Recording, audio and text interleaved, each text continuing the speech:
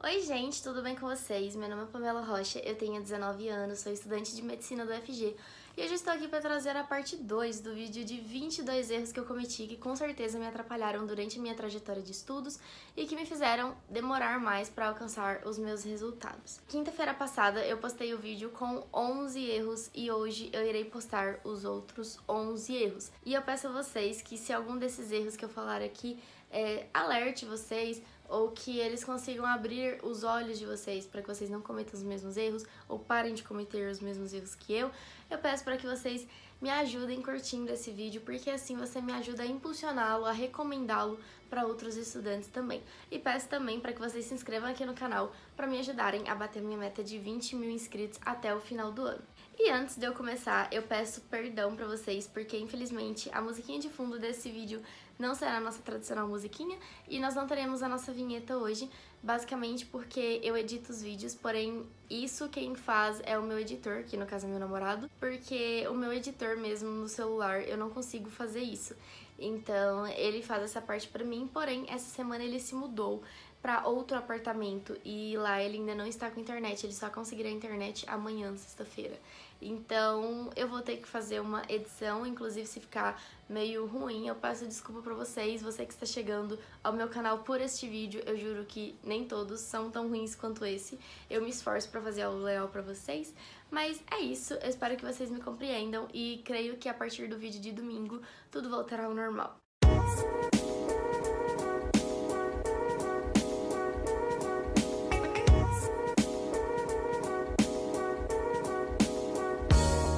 Então vamos voltar aqui para nossa listinha. O meu 12º erro foi não anotar muitas coisas acreditando que eu iria me lembrar. Vários conteúdos, principalmente aqueles que eu tinha facilidade, como história, matemática, filosofia, muitas vezes eu não anotava porque eu pensava, essa matéria é fácil, eu gosto dessa matéria, vai dar certo. E acabava que eu não anotava porque eu ficava confiante de que eu iria lembrar, porque era muito fácil para eu esquecer. Porém, 99% das vezes eu acabava esquecendo. Acontece que na hora que você vê, parece algo tão fácil, tão bobo e que vai ficar tão gravado na sua mente, você não vai esquecer, mas você esquece. Seja uma fórmula, mesmo que seja da matéria que você goste, seja uma data de alguma coisa, de algum evento que aconteceu, algum evento importante, você sempre esquece, principalmente se você não ficar repetindo continuamente aquele assunto na sua cabeça, enfim. E eu não anotava muitas vezes, por exemplo, na aula de matemática, vocês sabem que eu não fazia, né, não estudava matemática, na maioria das vezes eu estava resolvendo exercícios de outra matéria, ou fazendo alguma coisa, planejamento, cronograma, organizando alguma coisa, porque eu tinha facilidade com matemática. Só que vez ou outra era um conteúdo que eu tinha um pouquinho mais de dificuldade e vinha uma fórmula que eu não estava tão habituada, e acabava que eu não anotava, porque o que acontece? Eu estava sentada e às vezes eu estava, sei lá, resolvendo umas questões de física. Então, até eu pegar o fichário, até eu pegar a matéria de matemática, até eu pegar a caneta e anotar, sabe? Iria dar muito trabalho. Eu ficava, não, eu não vou anotar isso não, porque não é necessário, eu vou lembrar. E na maioria das vezes eu esquecia. Então, sempre anotem, mesmo quando vocês tiverem certeza que você vai lembrar, anote. Isso é bom, principalmente para quem tem ansiedade, igual eu. Porque quando a gente não anota algo, parece que aquilo fica na nossa cabeça, você vai esquecer. E realmente você esquece. Tanto que, atualmente, por exemplo, às vezes eu lembro de alguma coisa, eu preciso pegar minha agenda e eu preciso anotar.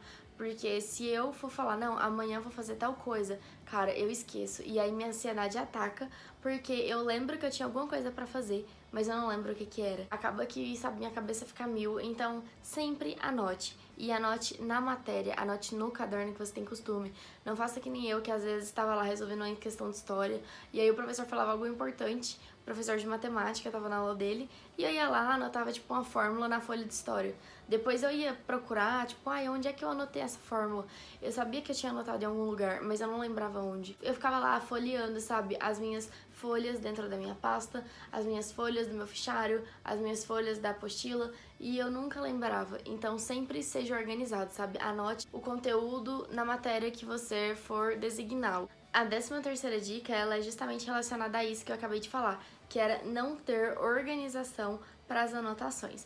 Bem, como eu disse, várias vezes eu estava fazendo o exercício de algum professor na aula de outro e acabava que às vezes falava alguma coisa e eu anotava. Tipo assim, o professor de história falava alguma coisa da Guerra de 100 Anos e eu sabia muita coisa, mas ele dava uma informaçãozinha a mais que eu não sabia e que eu achava importante anotar. E aí eu pegava um post-it e anotava e depois esse post-it sumia e eu não sabia onde ele estava. Ou então eu anotava num papel à parte, colocava na minha pasta, ou não, né, achava que tinha colocado na pasta, mas simplesmente sumia. E isso aconteceu principalmente em zoologia, porque em zoologia eu fazia meus mapas mentais e ano passado eu fazia, sabe, todas as anotações, poríferos, cnidários, ploteumintes, e aí teve uma anotação que eu fiz do mapa mental de peixes, e eu fiz assim, ficou super bonitinho. Um mapa mental assim que até demorou um pouco pra ser feito, pra eu fazer ele bem organizadinho e bem específico, bem fácil de eu lembrar. E depois eu simplesmente não sei onde eu enfiei ele. E acabou que eu fiquei procurando e procurando por semanas e não achei. Depois que eu passei, depois que eu fiz o Enem, que eu fui encontrá-lo misturado num monte de folha, num monte de bagunça. E aí eu percebi, cara, olha o tanto que a organização é importante, né? E eu levo isso hoje pra minha faculdade, sabe? Hoje eu sou a pessoa louca das pastas, eu uso muito notebook hoje em dia. Então eu faço pasta pra tudo, eu boto pastas no meu Drive, coloco pastas no meu computador, uma pasta para cada matéria. Dentro de cada matéria tem a pasta de cada professor. E dentro de cada professor tem a pasta, por exemplo, de aulas, tem pasta de caso clínico, tem pasta de livros daquela matéria, pra ficar tudo separadinho, sabe? Tudo organizadinho. Pra quando eu precisar de alguma coisa, eu realmente ir lá e saber onde está. E hoje em dia, às vezes, mesmo que eu esteja com um pouco de preguiça, tipo assim, o professor falou tal coisa, eu posso só anotar aqui na mão. Eu fazia muito isso, né, no meu cursinho, mas hoje em dia eu não faço isso, porque eu sei que vai sair, que eu vou esquecer de anotar, e depois quando eu precisar, não vai estar lá. Então, mesmo que eu tenha um trabalho de, sei lá, ir na onde estiver a minha agenda, o meu caderno, pegar um lápis aonde estiver uma caneta, anotar na onde eu devo anotar, mesmo que eu tenha um trabalho gigantesco comparado a, por exemplo, só fazer uma anotação na mão ou no celular, eu prefiro fazer isso pra depois, quando eu precisar, e eu sei que eu vou precisar, estar lá, sabe? Organizado no lugar onde é pra estar. O 14º erro que eu vejo que eu cometi foi não fazer um acompanhamento psicológico. Eu tinha meus motivos, entre aspas, pra não fazer acompanhamento psicológico, mas mesmo assim, hoje em dia eu vejo que nada justifica. Bem, o meu primeiro motivo, digamos assim, minha primeira justificativa que eu usava era a falta de tempo. Só que isso não cola porque tempo você faz. Eu não tinha tempo pra cuidar de mim, eu não tinha tempo pra melhorar a minha consciência, mas eu perdia muito mais tempo, às vezes estudando de uma forma errada, às vezes cansada, às vezes com um turbilhão de pensamentos, enquanto esse estudo poderia ter sido muito mais rentável, muito mais proveitoso e muito mais curto se eu tivesse conseguido trabalhar a minha mente antes, sabe?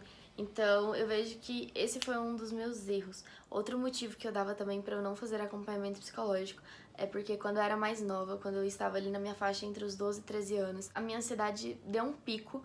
Eu não lembro exatamente as razões, eu preciso até fazer uma investigação disso, o que estava acontecendo na época. Mas enfim, eu tive um pico de ansiedade gigantesco e eu comecei a sentir dores físicas que foi por causa da ansiedade. Na época eu sentia como se fosse um choque no coração, sabe? Às vezes eu estava aqui conversando, gravando um vídeo normalmente, fazendo qualquer atividade do dia. Não era necessariamente atividade física, era qualquer coisa, tipo, às vezes dormindo, sabe? E eu senti uma dor tão forte, mas tão forte. Era uma dor rápida, de uns 5 segundos, mas era uma dor como se tivesse alguém rasgando o meu coração. Era uma dor muito intensa. E eu fiz tudo quanto era tipo de exame, fiz exame cardiológico, fiz exame daquele de monitoramento, que você tem que dormir com os aparelhos, eletrodos, eu fiz aquele exame de correr na esteira com os trenzinhos, né, te monitorando. Enfim, eu fiz um monte de exame, exame de sangue, exame de urina, exame de fezes, exame de tudo quanto era coisa, e estava tudo normal. Até que todos os médicos me recomendaram pra psicologia, né, pra ir pra fazer terapia mesmo, porque todos eles perceberam que provavelmente essa dor física era manifestação de uma ansiedade muito alta, e realmente era. Porém, na época, eu não sei se é porque eu não tive a sorte de pegar uma profissional boa, ou eu não tinha maturidade suficiente para conseguir encarar bem um tratamento psicológico, mas eu não senti sentir efeito nenhum do tratamento. Eu continuava com as minhas dores, eu continuava com a minha ansiedade gigantesca, eu continuava com insônia, eu continuava com compulsão alimentar, todos os sintomas, digamos assim, que eu sentia da ansiedade continuaram mesmo com o tratamento. Então eu decidi largar e tentar por mim mesma outras técnicas, enfim. Hoje em dia eu quero voltar pra terapia. Atualmente eu tenho noção de tudo e eu quero voltar pra fazer terapias. Talvez eu realmente só não tenha encarado uma profissional tão boa, ou então que eu não me adequei bem, apesar de que a profissional que eu fui, ela era muito bem recomendada aqui em Goiânia. E inclusive foi o terceiro motivo também muito importante, que era a questão do valor. Por eu ser recomendada, enfim, pra essa psicóloga em questão, e o meu plano de saúde não cobrir, acabava que eu pagava cerca de quase R$ 200 por sessão, tipo de 40 a 50 minutos. Então ficava muito caro, os meus pais não estavam mais querendo pagar. E ainda mais que não estava surtindo efeito, então até eu mesmo decidi largar. E esse foi um terceiro motivo, por ser muito caro. Mas hoje em dia eu sei da importância e eu quero retornar com a minha sessão de terapia. E enfim, esse foi um dos erros, porque eu acho que se eu tivesse feito um acompanhamento, eu teria conseguido reduzir os meus níveis de estresse, de ansiedade muito mais facilmente, conseguiria ter um foco, uma concentração, um bem-estar muito melhor e, consequentemente, ter um rendimento, sabe? Um aproveitamento muito maior nos estudos. O meu 15º erro foi focar muito na teoria e deixar os exercícios de lado.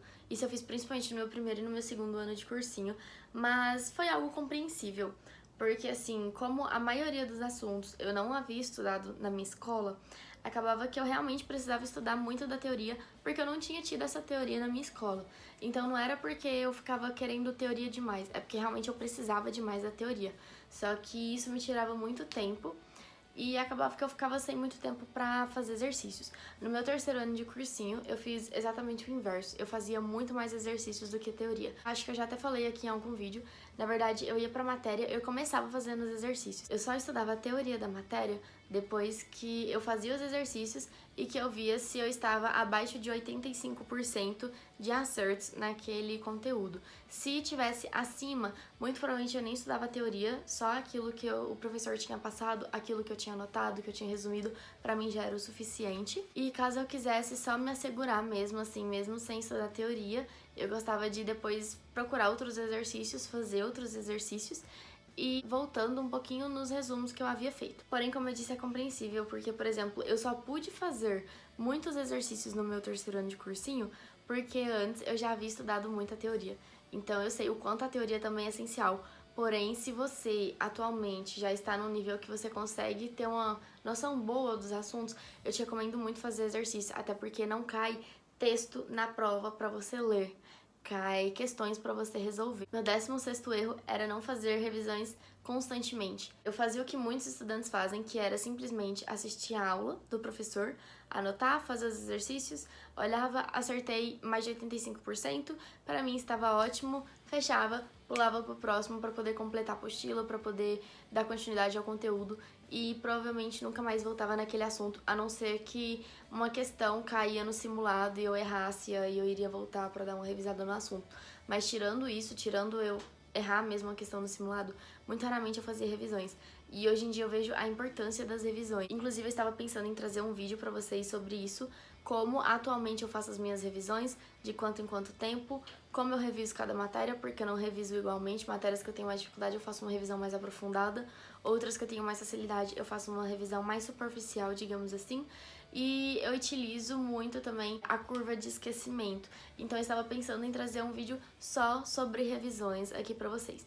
Mas tudo isso depende de vocês, eu sempre dou as sugestões aqui no vídeo.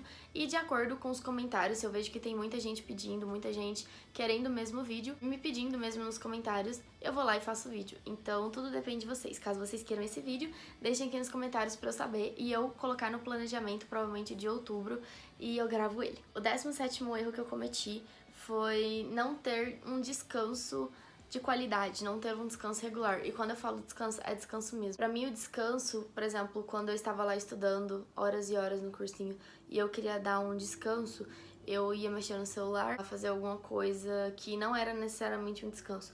Não, na maioria das vezes eu estava consumindo mais e mais informações. Muitas vezes eu não dormia bem, eu não me dava as horas necessárias de sono que o meu corpo precisava.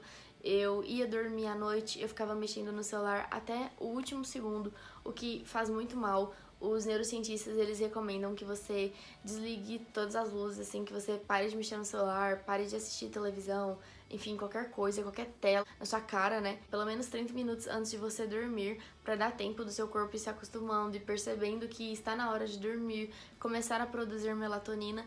Então, eu fazia muitas coisas erradas e eu acabava não descansando. Isso, obviamente, impactava no meu rendimento no dia seguinte. O 18º erro é um erro que muitos estudantes cometem, principalmente aqueles que acham que precisam estudar para passar, que era não ter momentos de lazer suficiente. Bem, eu tinha as minhas aulas de segunda a sábado e o meu horário livre era aos domingos.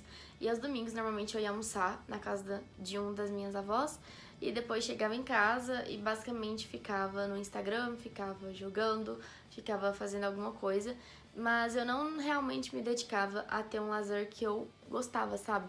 Então, por exemplo, eu sempre gostei muito de sair com os meus amigos, porém eu não saía, primeiro porque eu achava que eu ia ficar perdendo tempo, que eu poderia estar estudando, que eu poderia estar me dedicando, que era um tempo desperdiçado. O meu 19º erro foi não ter umidade suficiente. Esse foi um erro que eu cometi no início do meu segundo ano de cursinho, principalmente para as matérias que eu era regularmente boa. Falta de humildade com os outros?